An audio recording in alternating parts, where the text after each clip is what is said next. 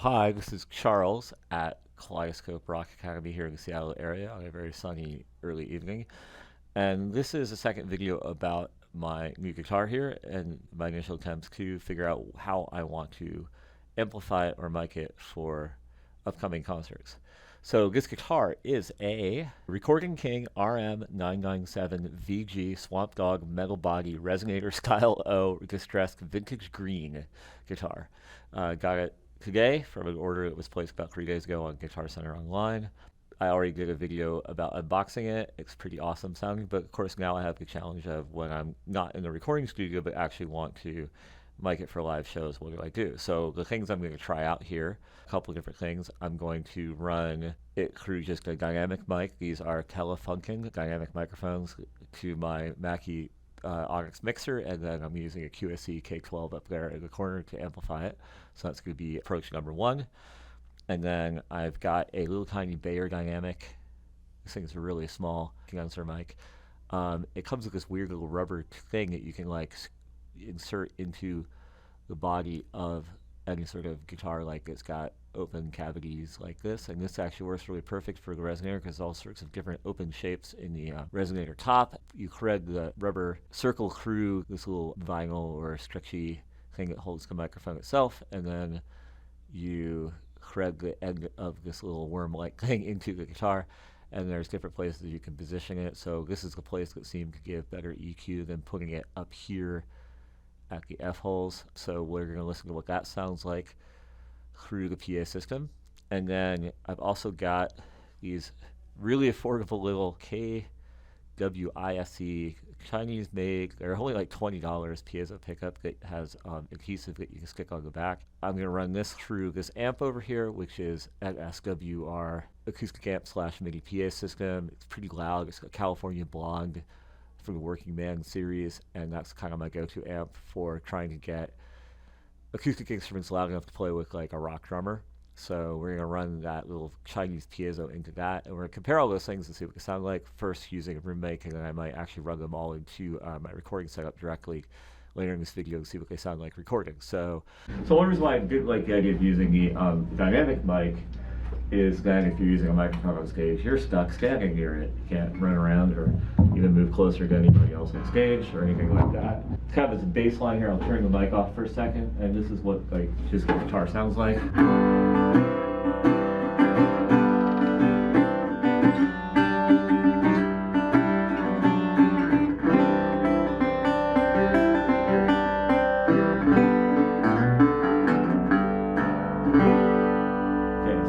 Turning the mic on, running through this 1000-watt QSC K12.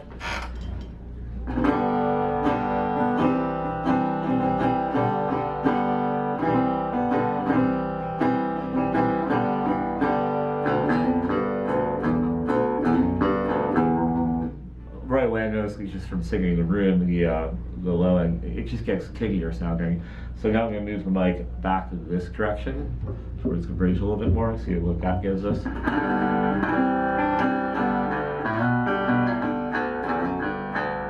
don't hear a big difference there. I wonder if getting a little bit closer will do anything. A little bit closer, a little bit lower.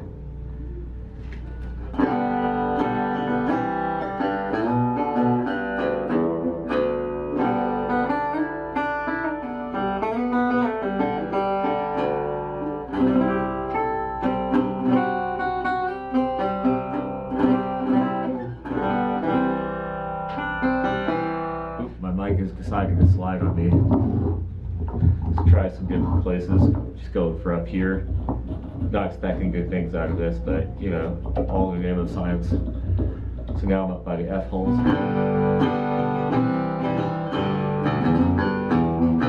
Hey, interesting. I actually like that better.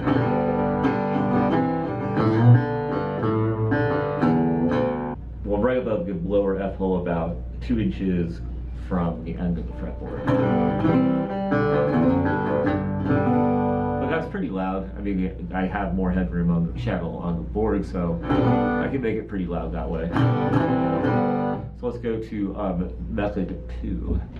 So now I've got that little Beyerdynamic guy sitting here, and I've got it plugged into its adapter, so it goes into the adapter to full-size XLR. And turn that line down first.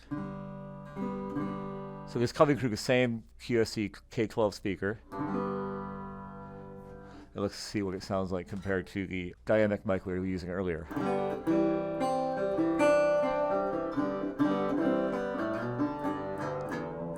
Now this thing does need phantom power, so that's one thing that you can't run into a guitar amp.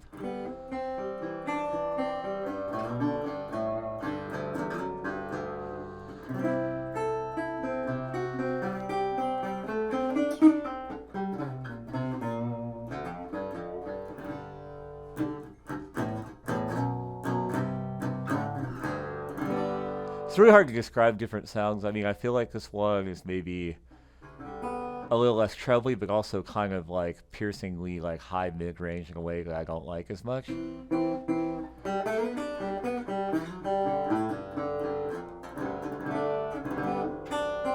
My past experience with this little Beyerdynamic microphone is it kind of tends to be prone to feedback, so I'm really not sure it would outperform scanning up to a dynamic mic in one position in terms of feedback, maybe. Not feeding back right now, so that's good.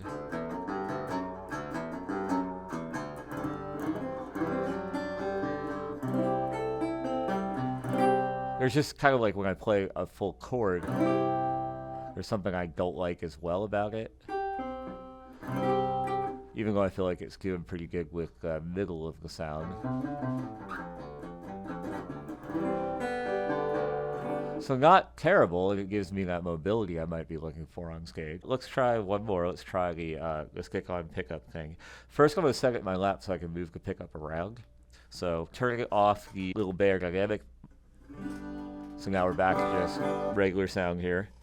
But because I haven't actually affixed this little pickup to the guitar yet, I want to be able to experiment with it in different places. Actually, I'll just kind of do it like this. And then it has its own little output cord. So right now I have it running through this little 1/8" output cord to that white amp, the California Blonde amp. And then we're going to turn it up. It has a little volume knob on the side. You can hear it gets really noisy really fast. So when I put it on the guitar body,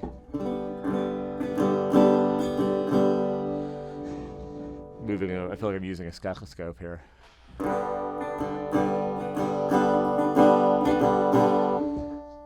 This is on the edge of the bell.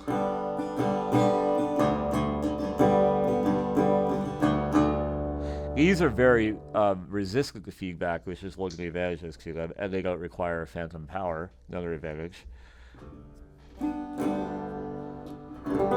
Holding it in this particular position is kind of hard.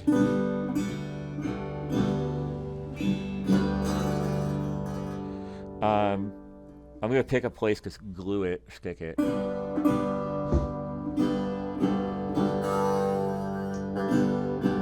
I'm not sure there's a huge difference.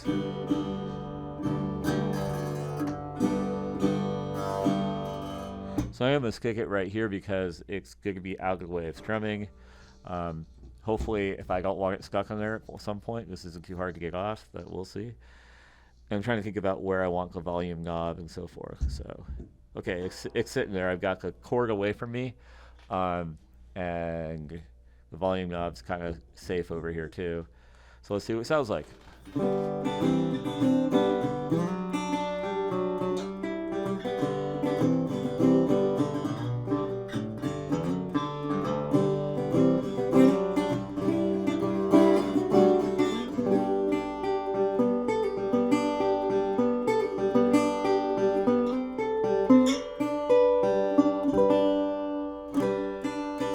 If I turn it off for a second, listen to the guitar without that. Then compare it back on again.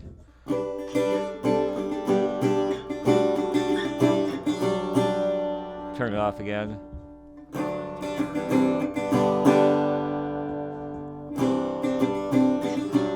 I also have between the little mic or the little piezo pickup and the amp, I actually have a SWR 10-band EQ pedal. So I'm going to turn it on so I can amp up the volume a little bit more. And I also can play around with the EQ shape, which actually gives me a lot of control with this box.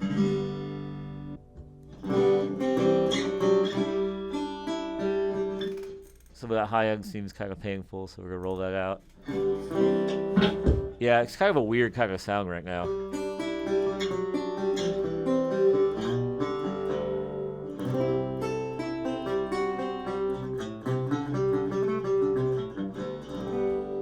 Yes, not sure I'm exactly loving this. Let's see. Kill some mid-range.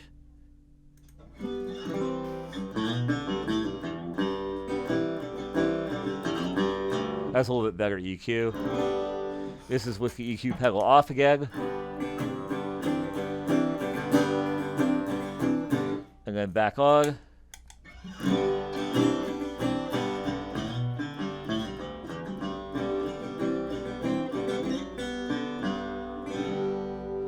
So that's the three methods that I'm using right now, but I'm going to actually plug them into the recording system.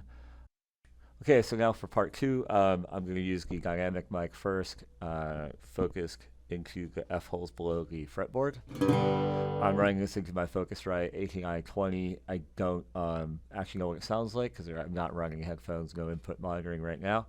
So here we go. So I'm just going to play some stuff, and then later I'll listen back.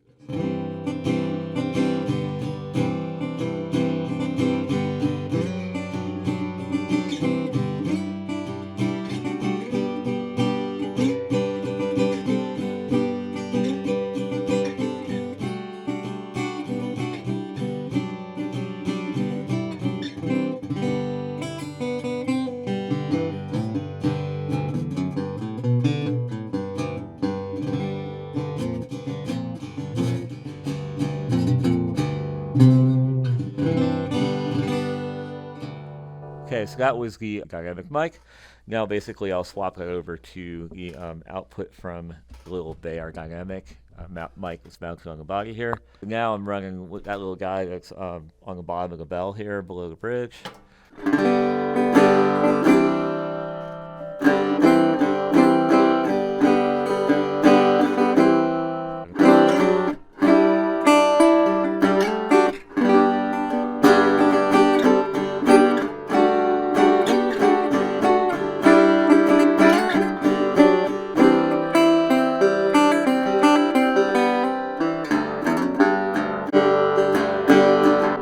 So that was method 2. Now we're going to try this little piezo pickup, and that's a little dicey just because it doesn't have an XLR connection, but I'm going to run it straight into the dual purpose XLR corner inch inputs on the 18i20, and we're going to see what we get. Now the output on this is like minuscule, so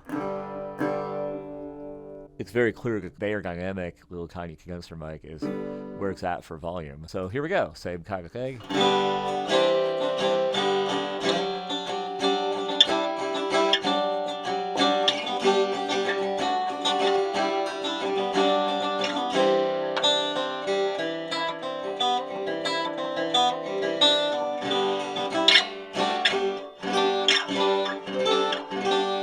I think this might be interesting to listen back to these, or will be interesting to listen back to these, because I had a hard time telling through the speaker across the room really what I liked best. I definitely had the sense that the clip-on piezo was not that great a quality reproduction, but picking between the three of them is kind of difficult, especially when you look at the value of not having to supply phantom power and not having to stand in one place next to a dynamic mic on a stand.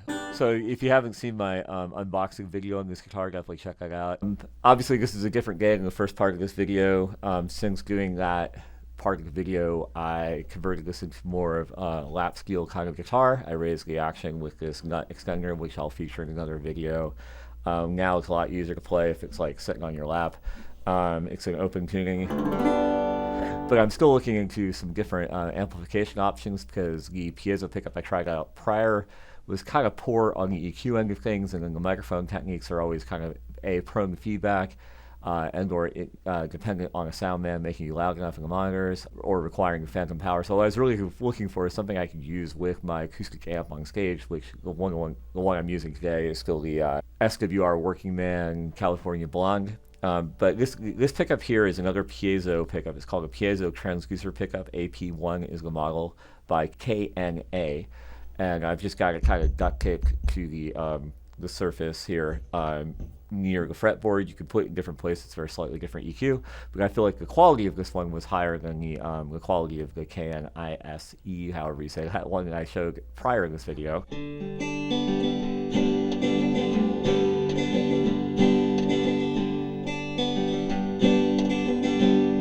I'm going to hazard to use my little lap scale slide here.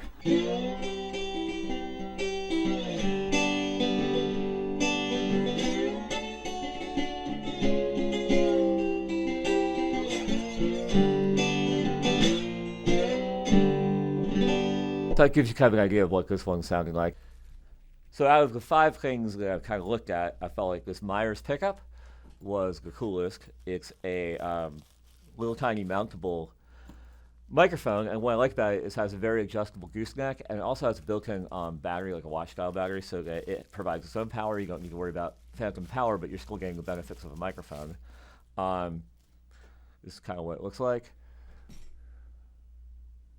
Has a volume knob on it too, which is really great. You know, so like in between sets or something, you can turn it down. It has a 1/4-inch output. And the only issue I had was the suction cup I didn't think worked very well. So once again, you end up like gaff taping things to your instrument. But since this is a you know, kind of steel finish or steel body guitar, it's not seeming like a big deal to have to do that. I'm sure there's other ways you can get it to catch, but the thing that was weird about it though is when I first tried it, I was like really disappointed because I couldn't get any volume out of it. What I found out was that even though it is powered and it has a 1/4-inch output, like it's an instrument cable, it needs to be kind of converted to mic level. So this particular amp, as well as my other Fishman amp, have a microphone input as well as a 1/4-inch input, and so what you really need is a direct box. So if you plug the output of this into the direct box and then run a XLR from that direct box to the acoustic amp, you've got sound on stage, you've got the benefit of a microphone, and it's going to be loud enough. And I felt like this was the thing that was like easiest to get loud, like really loud, playing with a drummer. So let's attach it to the guitar here and see what we get. So there's a lot of different places you can put this too, because not only can you put it in different places on the body, but you've got this gooseneck microphone that you can actually stick down into the resonator, which is pretty cool. I felt like where I liked it was kind of in the same position as a K9 pickup, but with the gooseneck arm going down into the guitar. And right now the suction's working, of course. So I'm starting with the volume in the off position. The volume is very adjustable, gives you a lot of range. So I'm going to tape it on here. It's very secure with that piece of gaff tape. Not a very heavy thing. And I just need like a cable. So I'm running, I'll show you a picture of that. I'm running it into a Behringer V-Tone acoustic ADI-21, which I've had for like ever. And not only does it enable you to do the direct box function with this little microphone pickup, but it also gives you some shaping tools, which I think are helpful. So I'll show you with and without those. So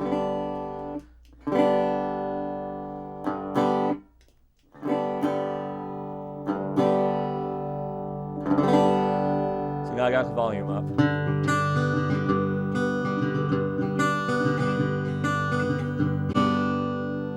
So that's what it sounds like with the volume most of the way up.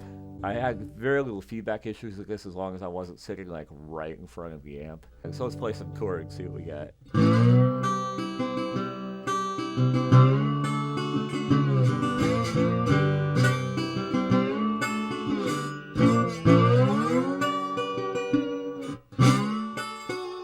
I'm kind of new to this, like playing the lap steel as a lap steel here.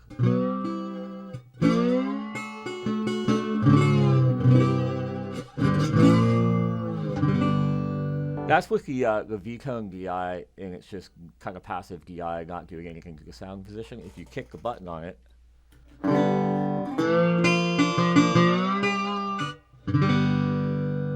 I have it set where obviously it gives it a little bit of a volume boost too, so I'm turning down my recording a little notch here.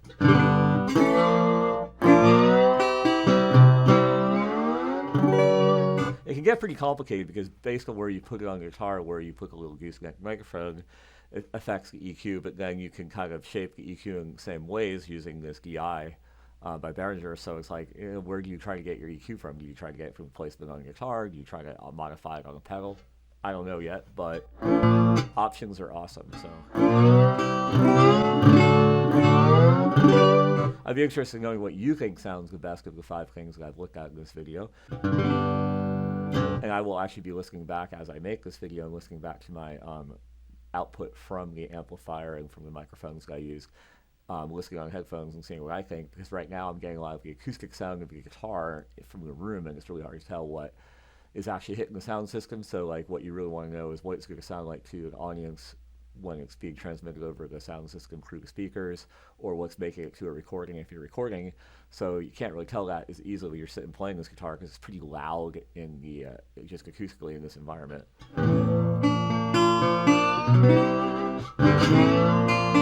But what I felt like with the Myers pickup was I got the benefits of a microphone. I got the most adjustable microphone because it's a lot easier to adjust the position on this than the Beyerdynamic little mini guy I was using earlier.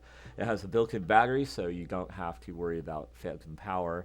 Kind of the only negative was it has a 1/4 inch out, and if you were trying to run directly to like an electric guitar amp, it's not going to really give you enough volume. It really needs that mic level signal. So you've got to use a DI somewhere in that change. I actually tried using like a 1/4 inch XLR cable. That wasn't the same. It really needed to go through a DI and have the XLR out from the DI give you that proper signal level, and then I was able to get it loud, and I felt like I was able to get it louder than all the other things I tried, and also have more control over it. But again, having a DI that has a volume, like my Behringer V-Tone here, it actually has volume on it and EQ, and that gives you even more control over it. And you also have a volume knob on the pickup, which is nice because on all the other ones I tried, there's no volume knob actually on the unit itself. So if you want to mute it on stage, you have to use like a bypass pedal or a tuner, or you're just going to have feedback issues or annoy the sound guy with like attachment noises when you're attaching the pickup or whatever. So this way you've got a volume that you can move around to like kill it in between songs instead of unplugging it.